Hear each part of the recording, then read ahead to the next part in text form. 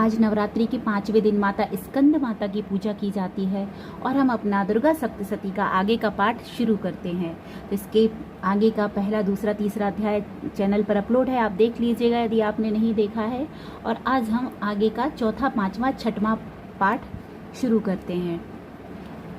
ओम दुम दुर्गाय नमः, श्री गणेशाय नमः। पहले हम देवी कवच का पाठ करेंगे। देवी कवच। ओम चंडिका देवी को नमस्कार है, श्री गणेशाय नमः। मार्कंडेय जी ने कहा, पितामह, जिस संसार में परम गोपनीय तथा मनुष्यों की सब प्रकार से रक्षा करने वाला है और जो अब तक आपने दूसरे किसी के सामने प्रकट नहीं किया हो, ऐसा कोई साधन मुझे बताइए। ब्रह्मा जी बोले, ब्रह्मांड, ऐसा साधन तो एक देवी का कवच ही है जो गोपनीय से भी परम गोपनीय, पवित्र तथा संपूर्ण प्राणियों का उपकार करने वाला है। महामुने, उसे श्रवण करो।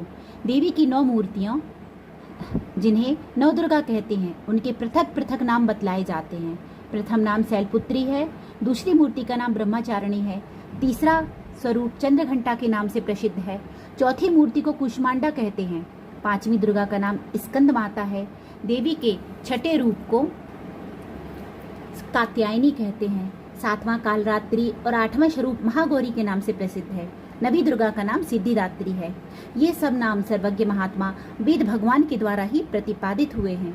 जो मनुष्य अग्नि में जल रहा हो, रणभूमि में शत्रुओं से घिर गया हो, विषम संकट में फंस गया हो तथा इस प्रकार भय से आतुर होकर जो भगवती दुर्गा की शरण में प्राप्त हुए हों, उनका कभी कोई अमंगल नहीं होता। युद्ध के समय संकट में पड़ने पर भी उनके ऊपर कोई विपत्ति नहीं दिखाई देती, उन्हें शोक, दुख और भय की प्राप्ति नहीं होती। जिन्होंने भक्ति पूर्वक देवी का स्मरण किया है, उनका निश्चय ही अभ्युदय होता है। देवेश्वरी, जो तुम्हारा चिंतन करते हैं, उनकी तुम निस्संदेह रक्षा करती हो। चामुंडा देवी प्रेत पर आरूढ़ होती हैं, वाराही भैंसे पर सवारी करती हैं, इंद्री का वाहन इरावत हाथी है, वैष्णो देवी गरुड़ पर ही आसन जमाती हैं, माहेश्वरी वृषभ पर आरूढ़ होती हैं, कौमारी का वाहन मयूर है, भगवान विष्णु की प्रियतमा लक्ष्मी देवी कमल के आसन पर विराजमान है और हाथों में कमल धारण किए हुए हैं। वृषभ पर आरुणेश्वरी देवी ने श्वेत रूप धारण कर रखा है। ब्राह्मी देवी हंस पर बैठी हुई हैं और सब प्रकार के आभूषणों से विभूषित हैं। इस प्रकार ये सभी माताएं सब प्रकार की योग शक्तियों से संपन्न हैं। इनके सिवा और भी बहुत सी देवियां हैं जो अनेक प्रकार के आभूषणों की शोभा से युक्त तथा नाना प्रकार के रत्नों से सुशोभित हैं। ये संपूर्ण देवियां क्रोध में भरी हुई हैं और भक्तों की रक्षा के लिए रथ पर बैठी दिखाई देती हैं। ये शंख, चक्र, गदा, शक्ति, हल और मुशल, खेटक और तोमर, परशु तथा पास, कुंत और त्रिशूल एवं उत्तम सार्ग धनुष आदि अस्त्र शस्त्र अपने हाथों में धारण करती हैं। दैत्यों के शरीर का नाश करना, भक्तों को अभय दान देना और देवताओं का कल्याण करना, यही उनके शस्त्र धारण का उद्देश्य है। कवच आरंभ करने के पहले इस प्रकार प्रार्थना करनी चाहिए। महान रौद्र रूप, अत्यंत घोर पराक्रम, महान बल और महान उत्साह वाली देवी, तुम महान भय का नाश करने वाली हो, तुम्हें नमस्कार है। तुम्हारी ओर देखना भी कठिन है। शत्रुओं का भय उड़ाने वाली जगदम्बिके, मेरी रक्षा करो। पूर्व दिशा में इंद्र शक्ति मेरी रक्षा करें। अग्नि कोण में अग्नि शक्ति, दक्षिण दिशा में वाराही तथा नैऋत्य कोण में खदक डालनी मेरी रक्षा करें। पश्चिम दिशा में वारुणी और वायव्य कोण में मृग पर सवारी करने वाली देवी मेरी रक्षा करें। उत्तर दिशा में कौमारी और ईशान कोण में शूल धारणी देवी रक्षा करें। ब्रह्माणी, तुम ऊपर की ओर से मेरी रक्षा करो और वैष्णवी देवी नीचे की ओर से मेरी रक्षा करें। इसी प्रकार शव को अपना वाहन बनाने वाली चामुंडा देवी दशों दिशाओं में मेरी रक्षा करें। जया आगे से और विजया पीछे की ओर से मेरी रक्षा करे। वाम भाग में अजिता और दक्षिण भाग में अपराजिता रक्षा करे। उद्योतिनी शिखा की रक्षा करे। उमा मेरे मस्तक पर विराजमान होकर रक्षा करे। ललाट में मालाधरी रक्षा करे और यशस्विनी देवी मेरी भौहों का संरक्षण करें।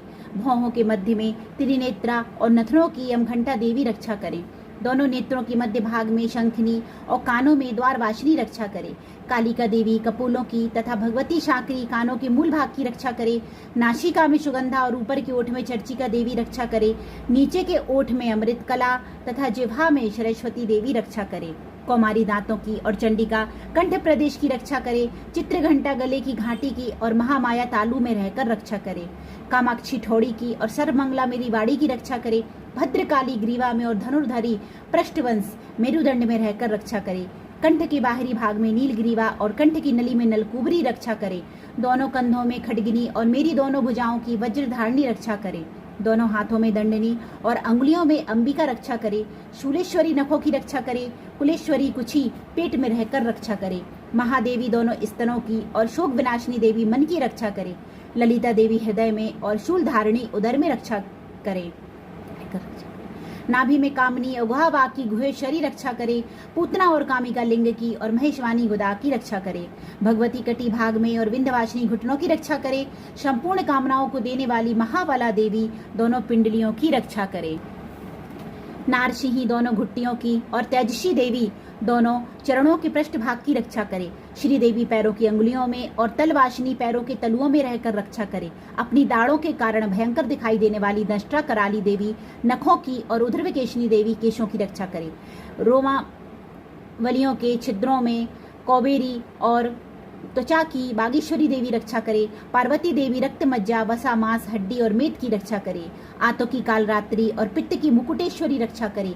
मूलाधार आदि कमल कोशों में पद्मावती देवी और कफ में चूड़ामणि देवी स्थित होकर रक्षा करे। नख के तेज की ज्वालामुखी रक्षा करे, जिसका किसी भी अस्त्र से भेदन नहीं हो सकता, वह अवेदा देवी शरीर की समस्त संधियों में रहकर रक्षा करे। ब्रह्माणी आप मेरे वीर की रक्षा करें। छत्रेश्वरी छाया की तथा धर्मधारिणी देवी मेरे अहंकार मन और बुद्धि की रक्षा करे।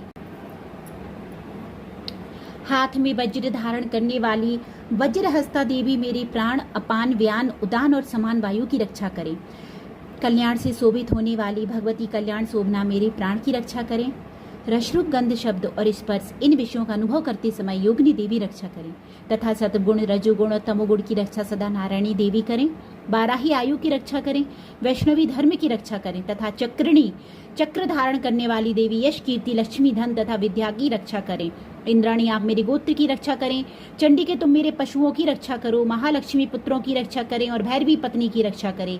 मेरे पथ की सुप्ता तथा मार्ग की क्षेमकरी रक्षा करें।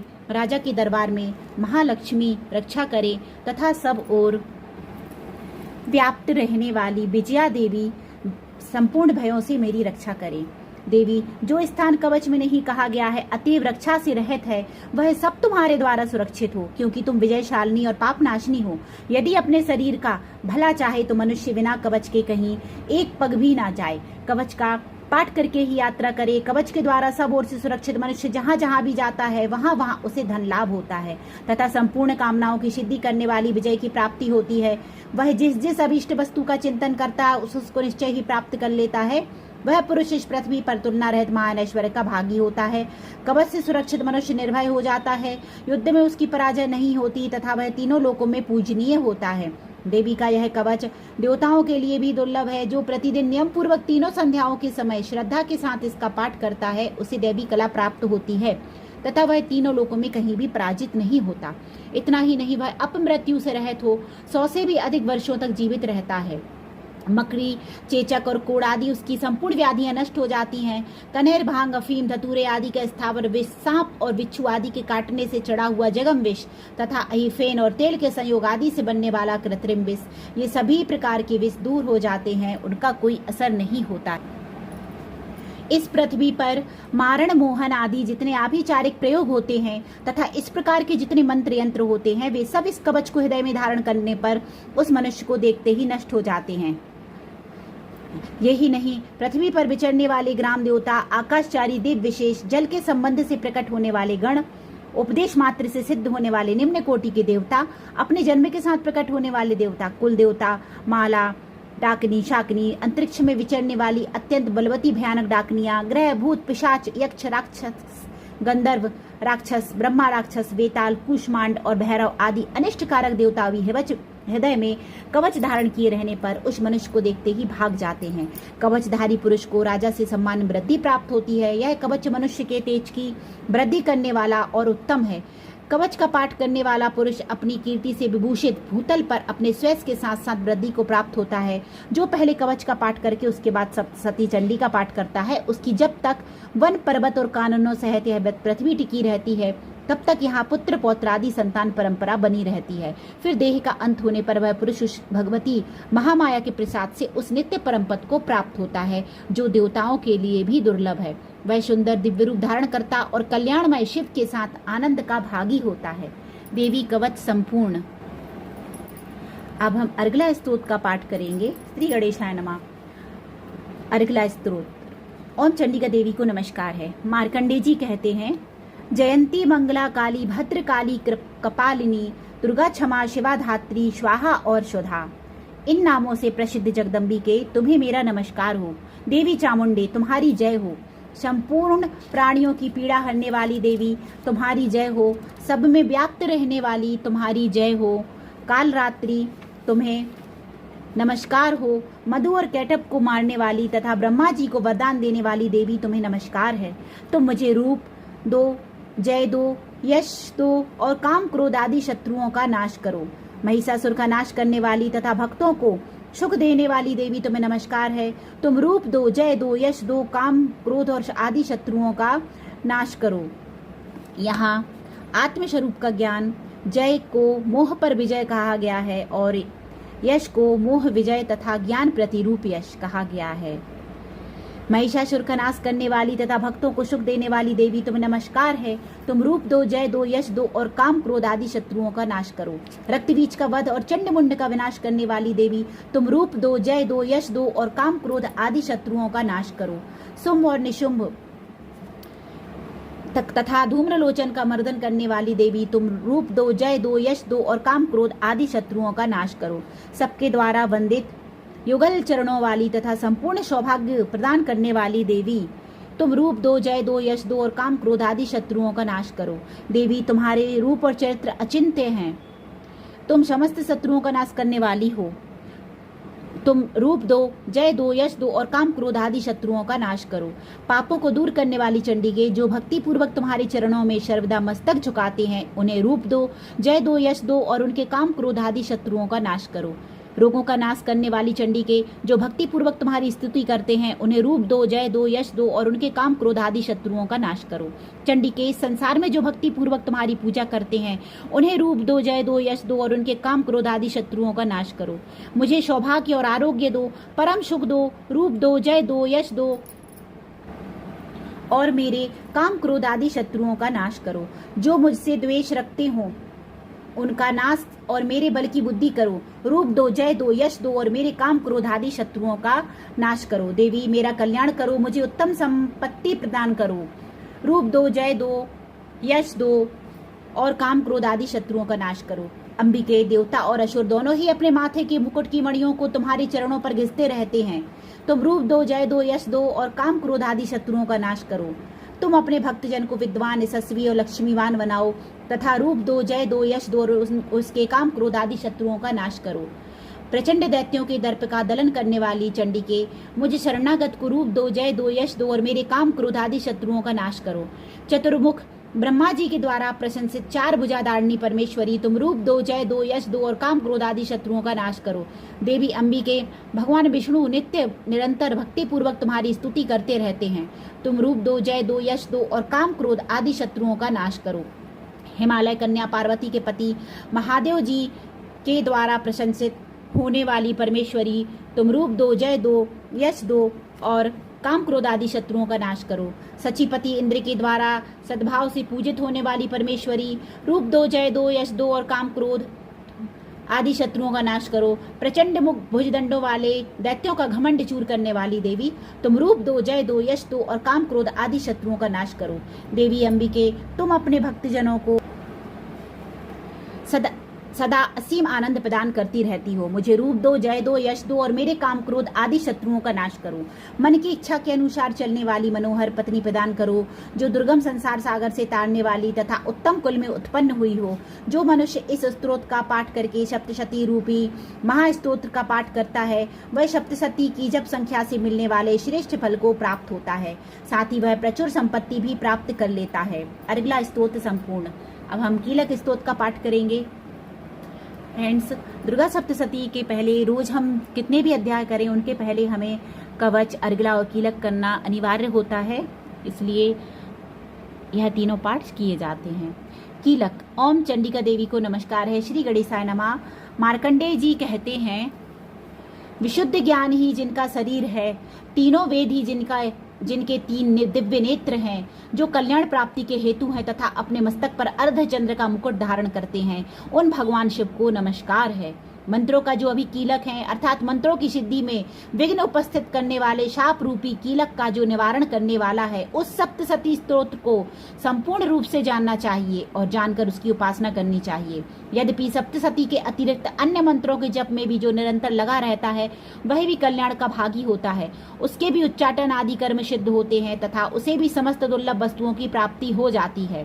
तथापि जो अन्य मंत्रों का जप न करके केवल इस सप्तशती नामक स्तोत्र से ही देवी की स्तुति करते हैं, उन्हें स्तुति मात्र से ही सच्चिदानंद स्वरूपिणी देवी सिद्ध हो जाती हैं। उन्हें अपने कार्य की सिद्धि के लिए मंत्र, औषधि तथा अन्य किसी साधन के उपयोग की आवश्यकता नहीं रहती है। बिना जप के ही उनके उच्चाटन आदि समस्त अभिचारिक कर्म सिद्ध हो जाते हैं। इतना ही नहीं, उनकी संपूर्ण अभीष्ट वस्तुएं भी सिद्ध होती हैं। लोगों के मन में यह शंका थी कि जब केवल सप्तशती की उपासना से ही अथवा सप्तशती को छोड़कर अन्य मंत्रों की उपासना से भी समान रूप से सब कार्य सिद्ध होते हैं, तब इनमें श्रेष्ठ कौन सा साधन है। लोगों की इस शंका को सामने रखकर भगवान शंकर ने अपने पास आए हुए जिज्ञासुओं को समझाया कि यह सप्तशती नामक संपूर्ण स्तोत्र ही सर्वश्रेष्ठ एवं कल्याणमय है। तदनंतर भगवती चंडिका के सप्तशती नामक स्तोत्र को महादेव जी ने गुप्त कर दिया। सप्तशती के पाठ से जो पुण्य फल प्राप्त होता है, उसकी कभी समाप्ति नहीं होती, किंतु अन्य मंत्रों के जपजन्य पुण्य की समाप्ति हो जाती है। अतः भगवान शिव ने अन्य मंत्रों की अपेक्षा जो सप्तशती ही श्रेष्ठता का निर्णय किया, सप्तशती की श्रेष्ठता का निर्णय किया, उसे यथार्थ ही जानना चाहिए। अन्य मंत्रों का जप करने वाला पुरुष भी यदि सप्तशती के स्तोत्र और जप का अनुष्ठान कर ले, तो वह भी पूर्ण रूप से ही कल्याण का भागी होता है। इसमें तनिक भी संदेह नहीं है। जो साधक कृष्ण पक्ष की चतुर्दशी अथवा अष्टमी को एकाग्रचित होकर भगवती की सेवा में अपना सर्वस्व समर्पित कर देता है और फिर उसे प्रसाद रूप से ग्रहण करता है, उसी पर भगवती प्रसन्न होती हैं, अन्यथा उनकी प्रसन्नता नहीं प्राप्त होती। इस प्रकार सिद्धि के प्रतिबंधक रूप कील के द्वारा महादेव जी ने इस स्तोत्र को कीलित कर रखा है। जो पूर्वोक्त रीति से निष्कीलन करके इस सप्तशती स्तोत्र का प्रतिदिन स्पष्ट उच्चारण पूर्वक पाठ करता है, वह मनुष्य सिद्ध हो जाता है। वही देवी का पार्षद होता है और वही गंधर्व भी होता है। सर्वत्र विचरते रहने पर भी इस संसार में उसे कहीं भी भय नहीं होता। वह अपमृत्यु के बस में नहीं पड़ता तथा देह त्यागने के अनंतर मोक्ष प्राप्त कर लेता है। अतः कीलन को जानकर उसका परिहार करके ही सप्तशती का पाठ आरंभ करें। जो ऐसा नहीं करता उसका नाश हो जाता है। इसलिए कीलक और निष्कीलन का ज्ञान प्राप्त करने पर ही यह स्तोत्र निर्दोष होता है और विद्वान पुरुष इस निर्दोष स्तोत्र का ही पाठ आरंभ करते हैं। स्त्रियों में जो कुछ भी सौभाग्य आदि दृष्टिगोचर होता है, वह सब देवी के प्रसाद का ही फल है। अतः इस कल्याणमय स्तोत्र का सदा जप करना चाहिए। इस स्तोत्र का मंद स्वर से पाठ करने पर स्वल्प फल की प्राप्ति होती है और उच्च स्वर से पाठ करने पर पूर्ण फल की सिद्धि होती है। अतः उच्च स्वर से ही इसका पाठ आरंभ करना चाहिए। जिनके प्रसाद से ऐश्वर्य, सौभाग्य, आरोग्य, संपत्ति, शत्रुनाश तथा परम मोक्ष की भी सिद्धि होती है, उस कल्याणमयी जगदम्बा की स्तुति मनुष्य क्यों नहीं करते। कीलक स्तोत्र संपूर्ण। दुर्गा सप्तशती का हम चौथा अध्याय शुरू करते हैं। जय माता दी, श्री गणेशाय नमः। चौथा अध्याय, इंद्रादि देवताओं द्वारा देवी की स्तुति। ध्यान। सिद्धि की इच्छा रखने वाले पुरुष जिनकी सेवा करते हैं तथा देवता जिन्हें सब ओर से घेरे रहते हैं, उन जया नाम वाली दुर्गा देवी का ध्यान करें। उनके श्री अंगों की आभा काले मेघ के समान श्याम है। वे अपने कटाक्षों से शत्रु समूह को भय प्रदान करती हैं। उनके मस्तक पर आबद्ध चंद्रमा की रेखा शोभा पाती है। वे अपने हाथों में शंख, चक्र, कृपाण और त्रिशूल धारण करती हैं। उनके 3 नेत्र हैं। वे सिंह के कंधे पर चढ़ी हुई हैं और अपने तेज से तीनों लोगों को परिपूर्ण कर रही हैं। ऋषि कहते हैं, अत्यंत पराक्रमी दुरात्मा महिषासुर तथा उसकी दैत्य सेना के देवी के हाथ से मारे जाने पर इंद्र आदि देवता प्रणाम के लिए गर्दन तथा कंधे झुकाकर उन भगवती दुर्गा का उत्तम वचनों द्वारा स्तवन करने लगे। उस समय उनके सुंदर अंगों में अत्यंत हर्ष के कारण रोमांच हो आया था। देवता बोले, संपूर्ण देवताओं की शक्ति का समुदाय ही जिनका स्वरूप है तथा जिन देवी ने अपनी शक्ति से संपूर्ण जगत को व्याप्त कर रखा है, समस्त देवताओं और महर्षियों की पूजनीय उन जगदम्बा को हम भक्ति पूर्वक नमस्कार करते हैं। वे हम लोगों का कल्याण करें। जिनके अनुपम प्रभाव और बल का वर्णन करने में भगवान शेषनाग, ब्रह्मा जी तथा महादेव जी भी समर्थ नहीं हैं। वे भगवती चंडिका संपूर्ण जगत का पालन एवं अशुभ भय का नाश करने का विचार करें। जो पुण्य आत्माओं के घरों में स्वयं ही लक्ष्मी रूप से, पापियों के यहाँ दरिद्रता रूप से, शुद्ध अंतःकरण वाले पुरुषों के हृदय में बुद्धि रूप से, सत्पुरुषों में श्रद्धा रूप से तथा कुलीन मनुष्य में लज्जा रूप से निवास करती हैं, उन आप भगवती दुर्गा को हम नमस्कार करते हैं। देवी, आप संपूर्ण विश्व का पालन कीजिए। देवी, आपके सचिंत्य रूप का, असुरों का नाश करने वाले भारी पराक्रम का तथा समस्त देवताओं और दैत्यों के समक्ष युद्ध में प्रकट किए हुए आपके अद्भुत चरित्रों का हम किस प्रकार वर्णन करें। आप संपूर्ण जगत की उत्पत्ति में कारण हैं। आप में सत्वगुण, रजोगुण और तमोगुण, ये तीनों गुण मौजूद हैं, तो भी दोनों के दोषों के साथ आपका संसर्ग नहीं जान पड़ता। भगवान विष्णु और महादेव जी आदि देवता भी आपका पार नहीं पाते। आप ही सबका आश्रय हैं। यह समस्त जगत आपका अंशभूत है, क्योंकि आप सबकी आदिभूत अव्याकृता परा प्रकृति हैं। देवी, संपूर्ण यज्ञों में जिसके उच्चारण से सब देवता तृप्ति लाभ करते हैं, वह स्वाहा आप ही हैं। इसके अतिरिक्त आप पितरों की भी तृप्ति का कारण हैं। अतएव सब लोग आपको शोधा भी कहते हैं। देवी, जो मोक्ष की प्राप्ति का साधन है, अचिंत्य महाव्रत स्वरूपा है, समस्त दोषों से रहित जितेंद्रिय तत्व को ही सार वस्तु मानने वाले तथा मोक्ष की अभिलाषा रखने वाले मुनिजन जिसका अभ्यास करते हैं, वह भगवती पराविद्या आप ही हैं। आप शब्द स्वरूपा हैं। अत्यंत निर्मल ऋग्वेद, यजुर्वेद तथा उद्गीत के मनोहर पदों के पाठ से युक्त सामवेद का भी आधार आप ही हैं। आप देवी त्रयी, तीनों वेद और भगवती छहों ऐश्वर्यों से युक्त हैं। इस विश्व की उत्पत्ति का पालन के लिए आप ही वार्ता, खेती एवं आजीविका के रूप में प्रकट हुई हैं। आप संपूर्ण जगत की घोर पीड़ा का नाश करने वाली हैं। देवी, जिससे समस्त शास्त्रों के सार का ज्ञान होता है, वह मेधा शक्ति आप ही हैं। दुर्गम भाव सागर से पार उतारने वाली नौका रूप दुर्गा देवी भी आप ही हैं। आपकी कहीं भी आसक्ति नहीं है। कैटप के शत्रु भगवान विष्णु के वक्षा स्थल में एकमात्र निवास करने वाली भगवती लक्ष्मी तथा भगवान चंद्रशेखर द्वारा सम्मानित गौरी देवी भी आप ही हैं। आपका मुख मंद मुस्कान से सुशोभित निर्मल पूर्ण चंद्रमा के बिंब का अनुकरण करने वाला और उत्तम सुवर्ण की मनोहर कांति से कमनीय है। तो भी उसे देखकर महिषासुर को क्रोध हुआ और सहसा उसने उस पर प्रहार कर दिया। यह बड़े आश्चर्य की बात है। देवी, वही मुख जब क्रोध से युक्त होने पर उदय काल के चंद्रमा की भांति लाल और तनी हुई भौहों के कारण विकराल हो उठा, तब उसे देखकर जो महिषासुर के प्राण तुरंत नहीं निकल गए, यह उससे भी बढ़कर आश्चर्य की बात है, क्योंकि क्रोध में भरे हुए यमराज को देखकर भला कौन जीवित रह सकता है। देवी, आप प्रसन्न हो। परमात्मा स्वरूपा आपके प्रसन्न होने पर जगत का अभ्युदय होता है और क्रोध में भर जाने पर आप तत्काल ही कितने कुलों का सर्वनाश कर डालती हैं। यह बात अभी अनुभव में आई है, क्योंकि महिषासुर की यह विशाल सेना क्षण भर में आपके कोप से नष्ट हो गई है। सदा अभ्युदय प्रदान करने वाली आप जिन पर प्रसन्न रहती हैं, वे ही देश में सम्मानित हैं। उन्हीं को धन और यश की प्राप्ति होती है। उन्हीं का धर्म कभी शिथिल नहीं होता तथा वे ही अपने हष्ट पुष्ट स्त्री पुत्र और भृत्यों के साथ धन्य माने जाते हैं। देवी, आपकी ही कृपा से पुण्यात्मा पुरुष प्रतिदिन अत्यंत श्रद्धा पूर्वक सदा सब प्रकार के धर्मानुकूल कर्म करता है और उसके प्रभाव से स्वर्गलोक में जाता है। इसलिए आप तीनों लोकों में निश्चय ही मनोवांछित फल देने वाली हैं। माँ दुर्गे, आप स्मरण करने पर सब प्राणियों का भय हर लेती हैं और स्वस्थ पुरुषों द्वारा चिंतन करने पर उन्हें परम कल्याणमयी बुद्धि प्रदान करती हैं। दुख, दरिद्रता और भय हरने वाली देवी, आपके सिवा दूसरी कौन है जिसका चित्त सबका उपकार करने के लिए सदा ही दयाद्र रहता हो। देवी, इन राक्षसों के मारने से संसार को सुख मिले तथा ये राक्षस चिरकाल तक नरक में रहने के लिए भले ही पाप करते रहे हों, इस समय संग्राम में मृत्यु को प्राप्त होकर स्वर्गलोक में जाएं। निश्चय ही यही सोचकर आप शत्रुओं का वध करती हैं। आप शत्रुओं पर शस्त्रों का प्रहार क्यों करती हैं? समस्त असुरों को दृष्टिपात मात्र से ही भस्म क्यों नहीं कर देती? इसमें एक रहस्य है। ये शत्रु भी हमारे शस्त्रों से पवित्र होकर उत्तम लोकों में जाएं। इस प्रकार उनके प्रति भी आपका विचार अत्यंत उत्तम रहता है। खड़ग के तेज पुंज की भयंकर दीप्ति से तथा आपके त्रिशूल के अग्रभाग की घनीभूत प्रभा से चौंधिया कर जो असुरों की आंखें फूट नहीं गईं, उसमें कारण यही था कि वे मनोहर रश्मियों से युक्त चंद्रमा के समान आनंद प्रदान करने वाले आपके इस सुंदर मुख का दर्शन करते थे।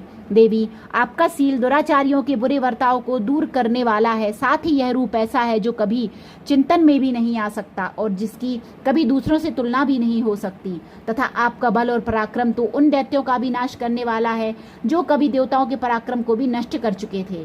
इस प्रकार आपने शत्रुओं पर भी अपनी दया ही प्रकट की है। वरदायिनी देवी, आपके इस पराक्रम की किसके साथ तुलना हो सकती है? तथा शत्रुओं को भय देने वाला एवं अत्यंत मनोहर ऐसा रूप भी आपके सिवा और कहाँ है? हृदय में कृपा और हृदय में निष्ठुरता, ये दोनों बातें तीनों लोगों के भीतर केवल आप में ही देखी गई हैं। मातः आपने शत्रुओं का नाश करके इस समस्त त्रिलोकी की रक्षा की है। उन शत्रुओं को भी युद्ध भूमि में मारकर स्वर्गलोक में पहुंचाया है तथा उन्मत्त दैत्यों से प्राप्त होने वाले हम लोगों के भय को भी दूर कर दिया है। आपको हमारा नमस्कार है। देवी, आप सूल से हमारी रक्षा करें। अंबिके, आप खड्ग से भी हमारी रक्षा करें तथा घंटा की ध्वनि और धनुष की टंकार से भी हम लोगों की रक्षा करें। चंडिके, पूर्व, पश्चिम और दक्षिण दिशा में आप हमारी रक्षा करें तथा ईश्वरी, अपने त्रिशूल को घुमाकर आप उत्तर दिशा में भी हमारी रक्षा करें। तीनों लोकों में आपके जो परम सुंदर एवं अत्यंत भयंकर रूप विचरते रहते हैं, उनके द्वारा भी आप हमारी तथा इस भूलोक की रक्षा करें। अंबिके, आपके कर पल्लवों में शोभा पाने वाले खड्ग, शूल और गदा आदि जो अस्त्र हों, उन सबके द्वारा आप सब ओर से हम लोगों की रक्षा करें।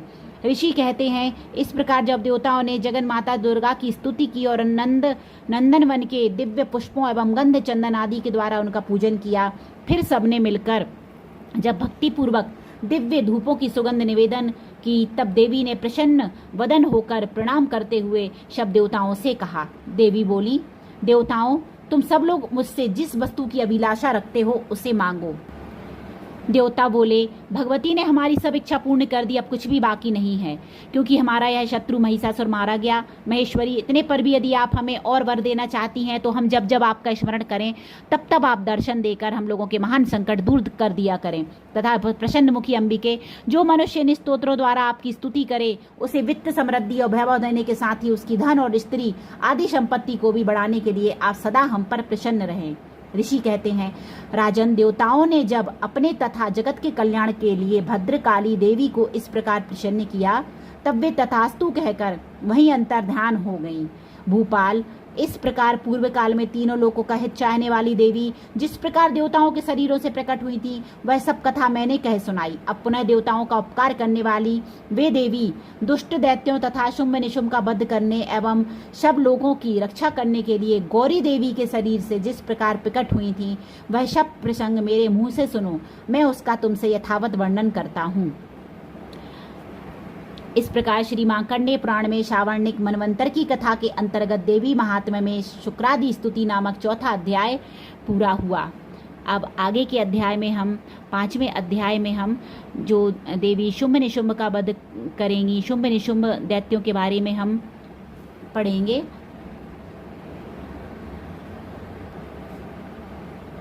श्री गणेशाय नमः। 5वां अध्याय, देवताओं द्वारा देवी की स्तुति। चंड मुंड के मुख से अंबिका के रूप की प्रशंसा सुनकर शुंभ का उनके पास दूत भेजना और दूत का निराश लौटना, इस अध्याय में यह दिया हुआ है। विनियोग। ओम, इस उत्तर चरित्र के रुद्र ऋषि हैं, महासरस्वती देवता हैं, अनुष्टुप छंद हैं, भीमा शक्ति हैं, भ्रामरी बीज हैं, सूर्य तत्व हैं और सामवेद स्वरूप हैं। महासरस्वती की प्रसन्नता के लिए उत्तर चरित्र के पाठ में इसका विनियोग किया जाता है। ध्यान। जो अपने कर कमलों में घंटा, शूल, हल, शंख, मूषल, चक्र, धनुष और बाण धारण करती हैं, शरद ऋतु के शोभा संपन्न चंद्रमा के समान जिनकी मनोहर कांति है, जो तीनों लोकों की आधारभूता और शुंभ आदि दैत्यों का नाश करने वाली हैं, तथा गौरी के शरीर से जिनका प्राकट्य हुआ है, उन महासरस्वती देवी का मैं निरंतर भजन करता हूँ। ऋषि कहते हैं, पूर्व काल में शुंभ और निशुंभ नामक असुरों ने अपने बल के घमंड में आकर सचिपति इंद्र के हाथ से तीनों लोकों का राज्य और अग्रभाग छीन लिए। वे ही दोनों सूर्य, चंद्रमा, कुबेर, यम और वरुण के अधिकार का भी उपयोग करने लगे। वायु और अग्नि का कार्य भी वे ही करने लगे। उन दोनों ने सब देवताओं को अपमानित, राज्य भ्रष्ट, पराजित तथा अधिकारहीन के स्वर्ग से निकाल दिया। उन दोनों महान असुरों से तिरस्कृत देवताओं ने अपराजिता देवी का स्मरण किया और सोचा, जगदम्बा ने हम लोगों को वर दिया था कि आपत्ति काल में स्मरण करने पर मैं तुम्हारी सब आपत्तियों का तत्काल नाश कर दूंगी। यह विचार कर देवता गिरिराज हिमालय पर गए और वहां भगवती विष्णु माया की स्तुति करने लगे। देवता बोले, देवी को नमस्कार है, महादेवी शिवा को सर्वदा नमस्कार है, प्रकृति एवं भद्रा को प्रणाम है। हम लोग नियम पूर्वक जगदम्बा को नमस्कार करते हैं। रौद्रा को नमस्कार है, नित्या गौरी एवं धात्री को बारंबार नमस्कार है। ज्योत्सनामयी चंद्र रूपिणी एवं शक्ष रूपा देवी को सतत प्रणाम है। शरणागतों का कल्याण करने वाली बुद्धि वृद्धि एवं सिद्धि रूपा देवी को हम बारंबार नमस्कार करते हैं। नैऋति राक्षसों की लक्ष्मी, राजाओं की लक्ष्मी तथा शर्वाणी शिव पत्नी स्वरूपा आप जगदम्बा को बार बार नमस्कार है। दुर्गा दुर्गपारा, दुर्गम संकट से पार उतारने वाली, सारा सबकी सारभूता, सर्वकारिणी ख्याति कृष्णा और धूम्रा देवी को सर्वदा नमस्कार है। अत्यंत सौम्य तथा अत्यंत रौद्र रूपा देवी को हम नमस्कार करते हैं, उन्हें हमारा बारंबार प्रणाम है। जगत की आधारभूता कृति देवी को बारंबार नमस्कार है। जो देवी सब प्राणियों में विष्णु माया के नाम से कही जाती हैं, उनको नमस्कार, उनको नमस्कार, उनको बारंबार प्रणाम है, नमस्कार है। जो देवी सब प्राणियों में चेतना कहलाती हैं, उनको नमस्कार, उनको नमस्कार, उनको बारंबार नमस्कार है। जो देवी सब प्राणियों में बुद्धि रूप से स्थित हैं, उनको नमस्कार, उनको नमस्कार, उनको बारंबार नमस्कार है। जो देवी सब प्राणियों में निद्रा रूप से स्थित हैं, उनको नमस्कार, उनको नमस्कार, उनको बारंबार नमस्कार है। जो देवी सब प्राणियों में क्षुधा रूप से स्थित हैं, उनको नमस्कार, उनको नमस्कार, उनको बारंबार नमस्कार है। जो देवी सब प्राणियों में छाया रूप से स्थित हैं, उनको नमस्कार, उनको नमस्कार, उनको बारंबार नमस्कार है। जो देवी सब प्राणियों में शक्ति रूप से स्थित हैं, उनको नमस्कार, उनको नमस्कार, उनको बारंबार नमस्कार है। जो देवी सब प्राणियों में तृष्णा रूप से स्थित हैं, उनको नमस्कार, उनको नमस्कार, उनको बारंबार नमस्कार है। जो देवी सब प्राणियों में शांति क्षमा रूप से स्थित हैं, उनको नमस्कार, उनको नमस्कार, उनको बारंबार नमस्कार है। जो देवी सब प्राणियों में जाति रूप से स्थित हैं, उनको नमस्कार, उनको नमस्कार, उनको बारंबार नमस्कार है। जो देवी सब प्राणियों में लज्जा रूप से स्थित हैं, उनको नमस्कार, उनको नमस्कार, उनको बारंबार नमस्कार है। जो देवी सब प्राणियों में शांति रूप से स्थित हैं, उनको नमस्कार, उनको नमस्कार, उनको बारंबार नमस्कार है। जो देवी सब प्राणियों में श्रद्धा रूप से स्थित हैं, उनको नमस्कार, उनको नमस्कार, उनको बारंबार नमस्कार है। जो देवी सब प्राणियों में कांति रूप से स्थित हैं, उनको नमस्कार, उनको नमस्कार, उनको बारंबार नमस्कार है। जो देवी सब प्राणियों में लक्ष्मी रूप से स्थित हैं, उनको नमस्कार, उनको नमस्कार, उनको बारंबार नमस्कार है। जो देवी सब प्राणियों में वृत्ति रूप से स्थित हैं, उनको नमस्कार, उनको नमस्कार, उनको बारंबार नमस्कार है। जो देवी सब प्राणियों में स्मृति रूप से स्थित है, उनको नमस्कार, उनको नमस्कार, उनको बारंबार नमस्कार है। जो देवी सब प्राणियों में दया रूप से स्थित हैं, उनको नमस्कार, उनको नमस्कार, उनको बारंबार नमस्कार है। जो देवी सब प्राणियों में तुष्टि रूप से स्थित हैं, उनको नमस्कार, उनको नमस्कार, उनको बारंबार नमस्कार है। जो देवी सब प्राणियों में माता रूप से स्थित हैं, उनको नमस्कार, उनको नमस्कार, उनको बारंबार नमस्कार है। जो देवी सब प्राणियों में भ्रांति रूप से स्थित हैं, उनको नमस्कार, उनको नमस्कार, उनको बारंबार नमस्कार है। जो जीवों के इंद्रिय वर्ग की अधिष्ठात्री देवी एवं सब प्राणियों में सदा व्याप्त रहने वाली हैं, उन व्याप्ति देवी को बारंबार नमस्कार है। जो देवी चैतन्य रूप से इस संपूर्ण जगत को व्याप्त करके स्थित हैं, उनको नमस्कार, उनको नमस्कार, उनको बारंबार नमस्कार है।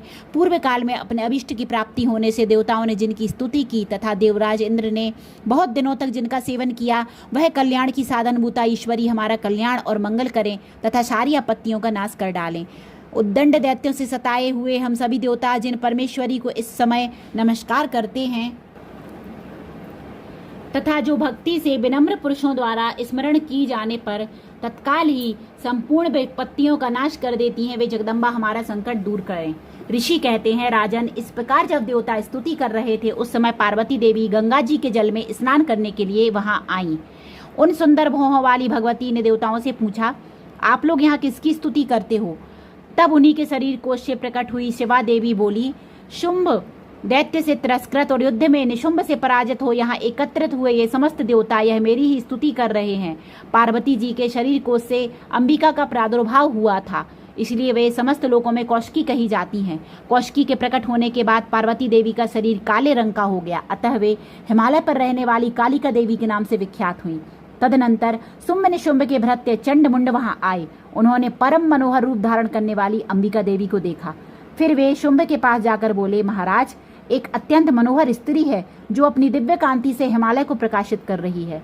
वैसा उत्तम रूप कहीं किसी ने भी नहीं देखा होगा। असुरेश्वर, पता लगाइए वह देवी कौन है और उसे ले लीजिए। स्त्रियों में तो वह रत्न है, उसका प्रत्येक अंग बहुत ही सुंदर है तथा वह अपने श्री अंगों की प्रभा से संपूर्ण दिशाओं में प्रकाश फैला रही है।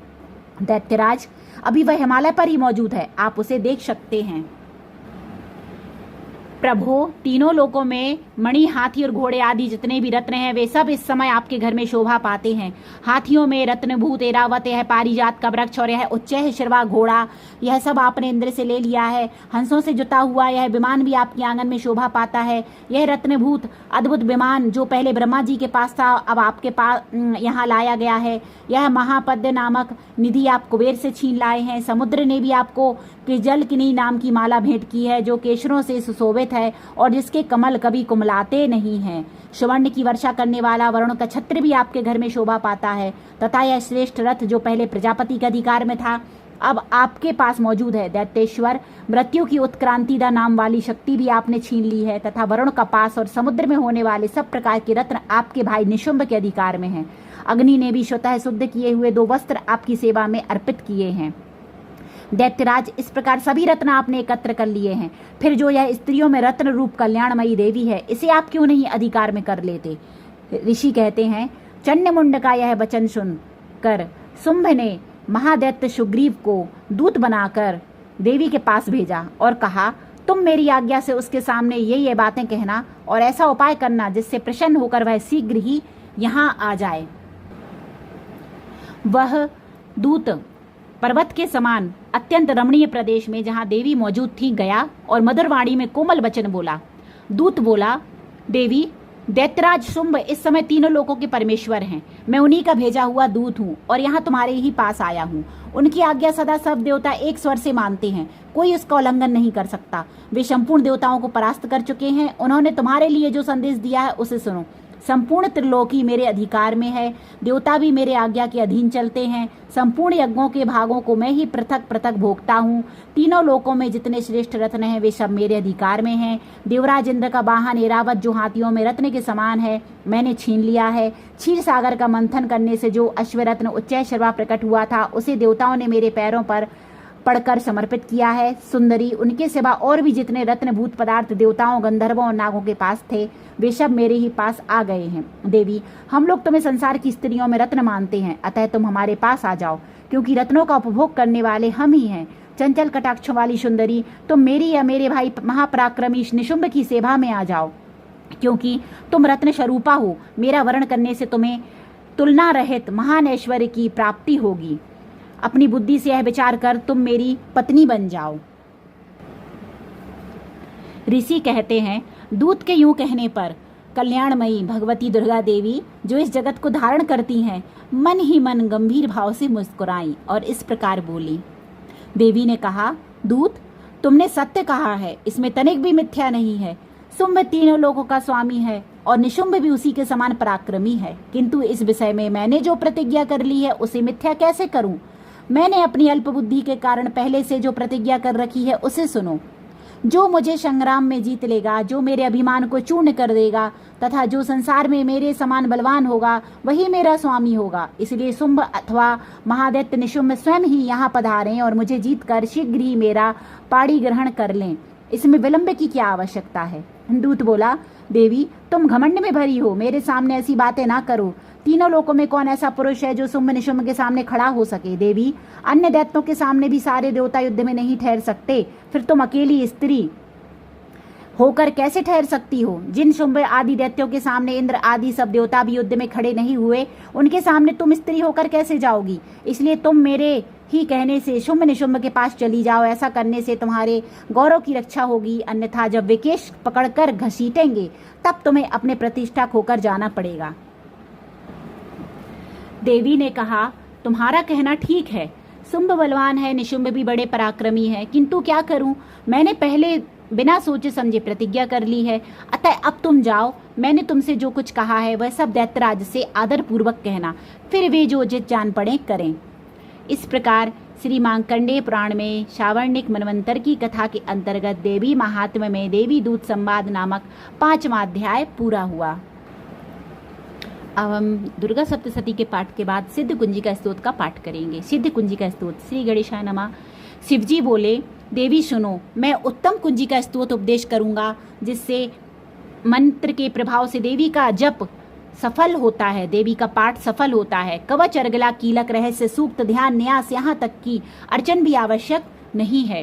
केवल कुंजिका के पाठ मात्र से दुर्गा पाठ का फल प्राप्त हो जाता है। यह कुंजिका अत्यंत गुप्त और देवों के लिए भी दुर्लभ है। हे पार्वती, इसे स्वयोनि की भांति प्रयत्न पूर्वक गुप्त रखना चाहिए।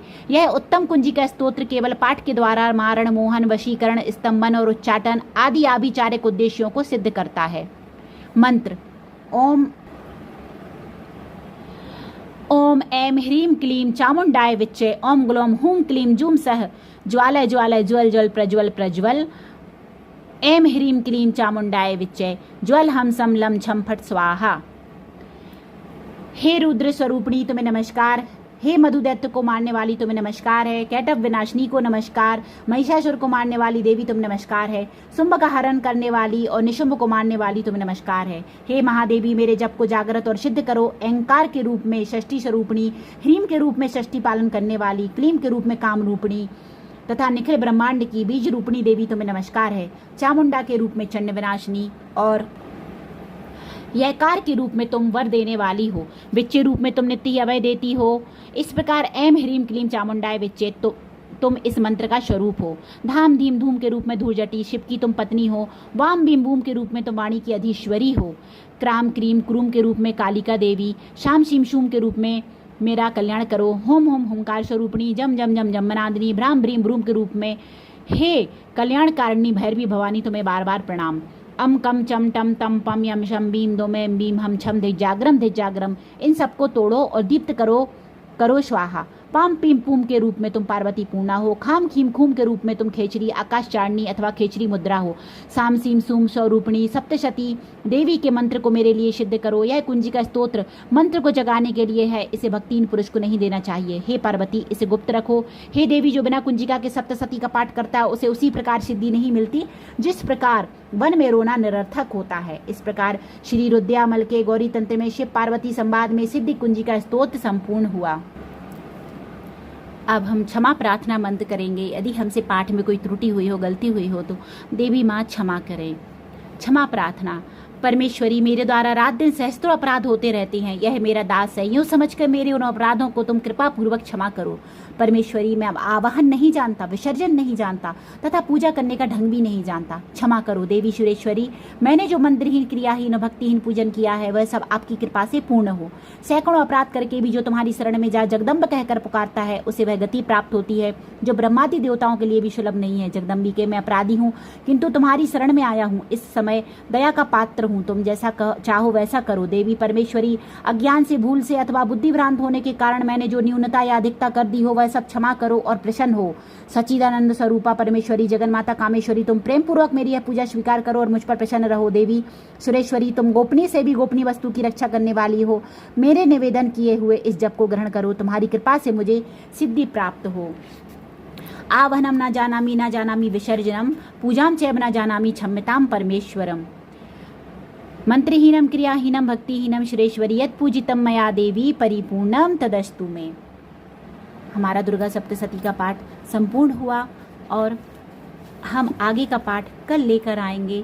आगे के जो भी अध्याय हैं, तो आपके लिए यदि वीडियो अच्छा लगा हो, वीडियो उपयोगी हो और आपको वीडियो पसंद आया हो तो चैनल को सब्सक्राइब अवश्य कीजिएगा और वीडियो को लाइक अवश्य कीजिएगा और वीडियो को शेयर भी कीजिएगा। और यदि आप चैनल पर नए हैं तो आपका बहुत बहुत स्वागत है। चैनल को सब्सक्राइब अवश्य कीजिएगा। दोस्तों, हम आगे की वीडियो में कल मिलते हैं। जय माता दी, हर हर महादेव। दोस्तों, कल हम 6वां और 7वां अध्याय पढ़ेंगे, तो आप कल ज़रूर देखिएगा वीडियो, मैं ज़रूर लेकर आऊँगी। और जो भी गलतियाँ हो वीडियो में क्षमा कीजिएगा।